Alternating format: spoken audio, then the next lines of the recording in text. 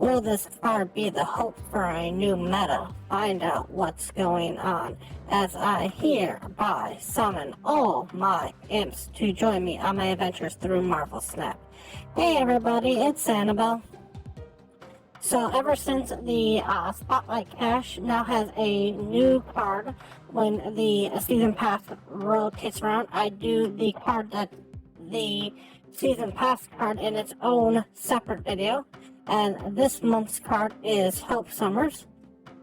Hope Summers is the first mutant born after an event in which the Scarlet Witch used her reality-altering superpowers to turn all but 198 of the world's mutants into regular, depowered humans. She is believed to be the savior of mutant kind. Hope Summers' mutant gene was detectable at birth, making her highly sought after target by many groups with ill intentions. Luckily, she was found and raised and trained by her adoptive father, Cable, in the far future until she was ready to return to the present day. Hope Summers is not biologically related to Scott Summers. She is the adopted by Nathan Summers, aka Cable, and despite often proving herself as a natural leader, Hope struggles with her role as the mutant messiah and hates the idea of others sacrificing themselves in her name. Hope Summers is a headstrong and principled. She likes doing things her own way. She tends to believe that she knows best and expects those she is in charge of to follow her lead. She will not let others fight her battles for her. Hope Summers is an Omega-level mutant with the ability to physically manipulate and mimic the powers of other mutants. This ability is primarily manifested as mimicry of superhuman mutant abilities of those near her. She can also jumpstart a newly emerged mutant's powers, and thanks to Cable's training, she also has knowledge of advanced technology. Hope Summers can jumpstart a newly emerged mutant's powers. This is represented in Marvel Snap by her giving you 1 more energy whenever a friendly card is played at her location. In the game, she is a 3-cost 4 power with the description of a static ability that after you play a card here, you get +1 energy next turn. In my opinion, her rating is 4-star.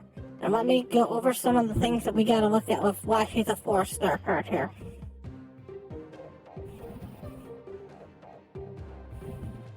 So first, the card that we gotta look at with her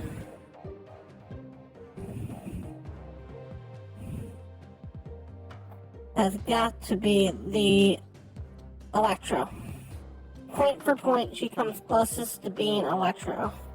Electro is close to her power, close to her energy, and close to her ability.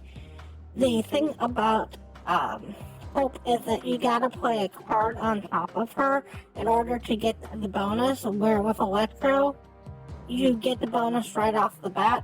Now, you don't get the downside either, but that's the closest that I can basically think of having that plus energy every single turn. She's not for the big guys in the group. She's more for the little guys. You're basically one of the best cards you can play with her would be Kitty Pryde, because you can play the Kitty Pryde into her each and every turn and basically get a free Kitty Pryde. So you're getting that +1 power on Kitty. So if you play Kitty on 1 and play Kitty on 2 and then play Hope on 3, you can play the Kitty onto the Hope on 4, 5, and 6 and really not be punished for it. Other cards that work well with her would be stuff like the actual Wasp, with it being a tiny little card. That's one of the few 0 power cards. It's one of the few cards that you can play on her right off the bat on turn 3 to get that initial power boost. So it's not a bad card for her. The problem that she sometimes runs into is the same problem that like Mojo has,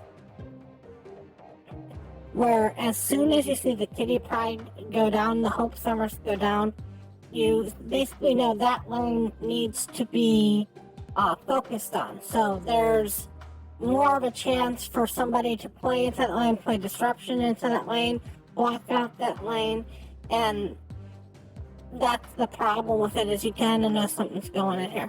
Now the thing that's nice about her is because she's a static ability, cards like Cosmo and Enchantress don't really bug her, since it doesn't matter. It's not an on-reveal, it's not an ongoing, so you don't have to worry about where she's played or what's played on top of her. There's even a way where you can basically play Cosmo on her to give you that extra protection, so then you don't have to worry about your opponent doing something to it. For power-wise, she falls right into the same range as Cable. Cable's another 3-4 that's kind of doing the same ability as she is. She's getting you more energy, where Cable's getting you one more card. The likelihood that you're going to get 2 energy, 3 energy, 4 energy off of her is a high roll. It can happen, as there's no limit to how much energy you can gain in a turn. If some way you can get 3 cards down on her the same turn that you play her, next turn you're going to get plus 3 energy. Now, just to understand how this card works, this card will not work with stuff like the Brood. So if you're thinking of playing Brood in her to get that quick 3 energy, that's going to be how it works. It has to be played there, not just show up there.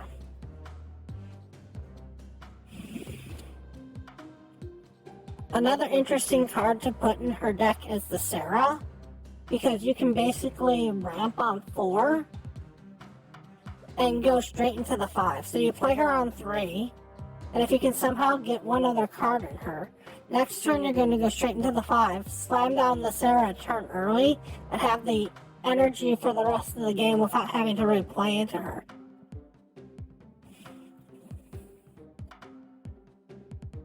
Other cards that are decently good with her are stuff like the Nightcrawler, because the Nightcrawler can be played into her.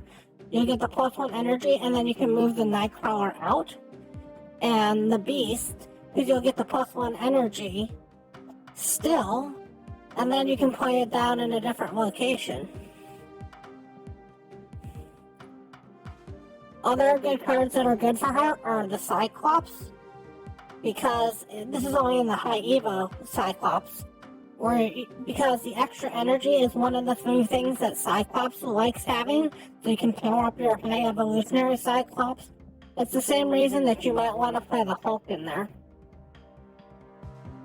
One of the sneakiest things that you can get with her is an Onslaught, because if you know how to play and manipulate stuff correctly, you play her on 4, you play something else on top of her on 5, which means that you can play her on 3, play something else on her on turn 4, so that you can move straight into the 6, so you can get that Onslaught out early on the turn 6, which is usually what you're trying to do sometimes. It would be a 5-star card, but the thing is, it only really works in quick decks. In decks where you're using the stuff that makes sense, where you're going 1 card on 1, 1 card on 2, 1 card on 3, 1 card on 4, 1 card on 5, 1 card on 6, that extra energy is really not helping you out too much. Though, even, again, you do have to be careful with that high evolutionary. Anyways, I want to thank you all so much for watching, and as always, remember, play for fun.